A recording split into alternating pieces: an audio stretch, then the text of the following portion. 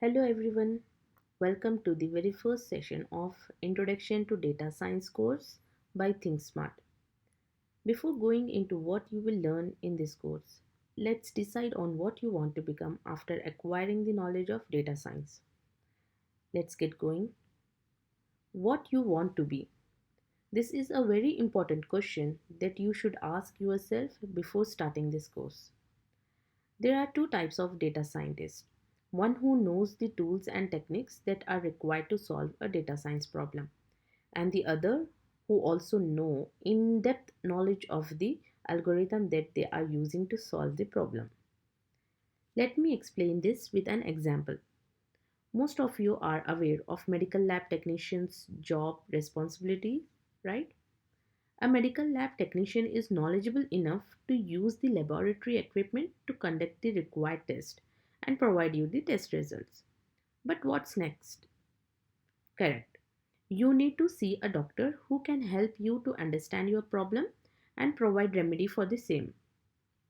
Learning key techniques and tools are very important part of data science, but that's not the end of it. You need to own the in-depth understanding of the models that you are building because in real world things won't work as we expected or assumed. Most importantly, you must explain what's happening inside the model to the business. Agenda of this course is to transform you into a data lab technician and a data doctor. Please note that data science is an ocean. It's very difficult to cover each and every topic. We will be focusing few important models in depth. This will help you to start your journey. Later, if you want to learn and implement any new algorithm, that will be very easy for you.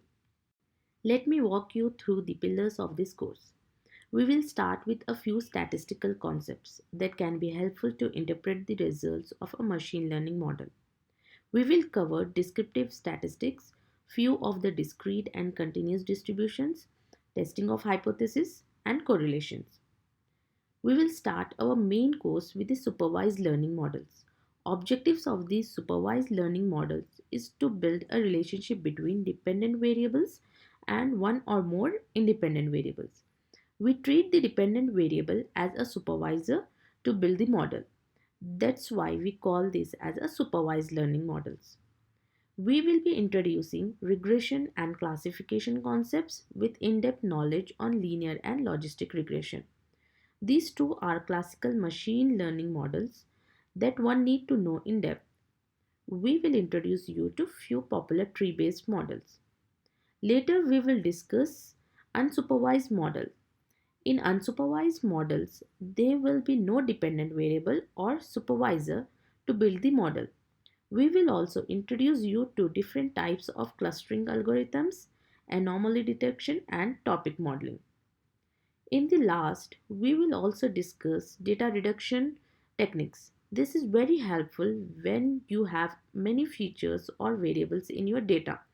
Idea of data reduction techniques is to compress the number of features with very minimal loss of information. Yes, we will be using the Python across all these pillars. There are three key elements in any machine learning system. First, we need to decide the representation of the model. How do you want to transform your business problem into a machine learning problem? For instance, you need to decide which type of problem you are dealing with, like regression or classification or clustering, etc. And which type of model is best suitable for your data, like regression, linear regression, or logistic regression, or k-means, etc. Mathematically, for a supervised problem, we are assuming relationship between dependent variable and independent variables can be formed through a function of independent variables and unknown parameters beta. Once you decide the representation, the next step is to decide the cost function. This step helps you to evaluate your model hypothesis. Example cost functions are log loss, sum of squared error, precision and recall, etc. This step evaluates assumed representation for a given estimate of betas. The last and most important key element is optimization. You need to select an optimization algorithm to find optimal betas of your assumed representation. Example algorithms are gradient descent, convex optimization, constraint optimization, etc. One can find better betas by tuning them, but it takes forever without any guarantee of reaching the optimal solution. That's why we need an algorithmic way of finding optimal beta values. Having knowledge of basic of algorithm and mathematics is an add-on for this course. We will be using linear algebra and matrices to explain behind the scenes of the algorithms. For this course, you will be needing Python.